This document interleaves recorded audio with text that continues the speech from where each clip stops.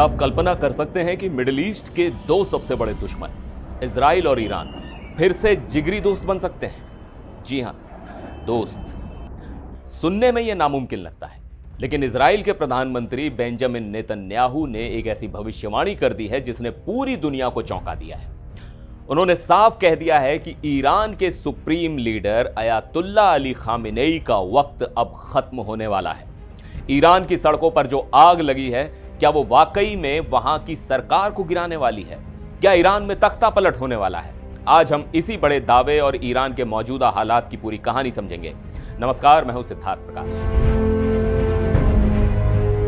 सबसे पहले बात करते हैं उस बयान की जिसने जियोपॉलिटिक्स में हलचल मचा दी है। इजराइल के प्रधानमंत्री बेंजामिन नेतन्याहू ने ईरान के लोगों को एक संदेश भेजा है। उन्होंने सीधे तौर पर भविष्यवाणी की है कि तेहरान में मौजूदा सरकार बहुत जल्द गिरने वाली है। नेतन्याहू ने कहा है कि एक बार जब ये टेरानी यानी तानाशाही खत्म हो जाएगी तो इजराइल और ईरान फिर से फेथफुल पार्टनर्स यानी वफादार साथी बन जाएंगे। आपको बता दूं कि 1979 की क्रांति से पहले इजराइल और ईरान के रिश्ते काफी अच्छे थे और नेतन्याहू उसी दौर की वापसी का संकेत दे रहे हैं। उन्होंने ईरान के प्रदर्शनकारियों को साहसी और हीरो बताया है। उनका कहना है कि हम ईरान के लोगों को ताकत भेज रहे हैं और जिस दिन ये निरंकुश शासन खत्म होगा, दोनों देश मिलकर शांति और समृद्धि का एक नया भविष्य बनाएंगे। अब यह बयान तब आया है जब ईरान ने इजराइल और अमेरिका को धमकी दी थी कि अगर उन्होंने प्रदर्शनों को हवा दी तो अंजाम बुरा होगा। अब सवाल यह है कि नेतन्याहू इतना बड़ा दावा क्यों कर रहे हैं? इसकी वजह है ईरान के अंदर के हालात। दिसंबर से ही ईरान में जबरदस्त विरोध प्रदर्शन चल रहे हैं। इसकी शुरुआत व्यापारियों और दुकानदारों ने की थी और वजह थी ईरान की करेंसी रियाल का बुरी तरह गिर जाना और इकोनॉमी का पूरी तरह कोलैप्स हो जाना। लोग महंगाई से त्रस्त हैं, लेकिन अब यह गुस्सा सिर्फ महंगाई तक सीमित नहीं है।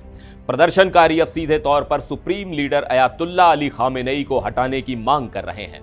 सड़कों पर तानाशाह की मौत जैसे नारे लग रहे हैं। ये प्रदर्शन 2022-23 में महसा अमीनी की मौत के बाद हुए आंदोलन से भी ज्यादा गंभीर माने जा रहे हैं।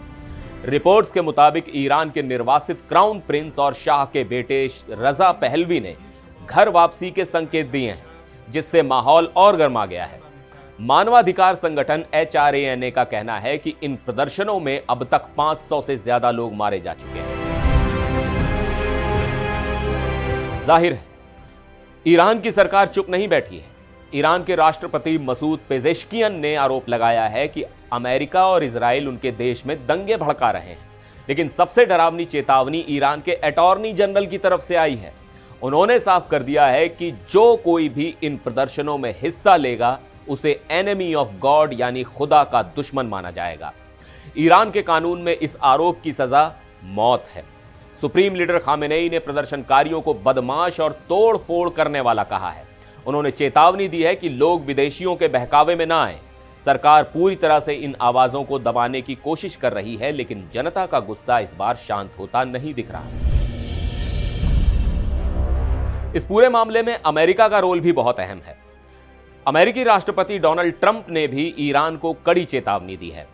ट्रंप ने साफ कहा है कि अगर प्रदर्शनकारियों को मारा गया तो अमेरिका मिलिट्री एक्शन ले सकता है। ट्रंप का कहना है कि अमेरिकी धमकियों के बाद ईरानी नेताओं ने बातचीत के लिए संपर्क भी किया है, यानी दबाव चौतरफा है।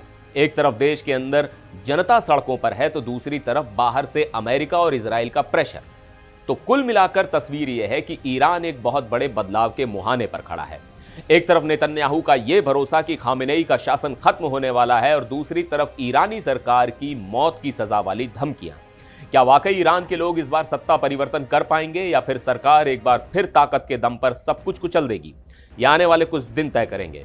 फिलहाल के लिए बस इतना ही। अब देखते रहिए NDTV इंडिया।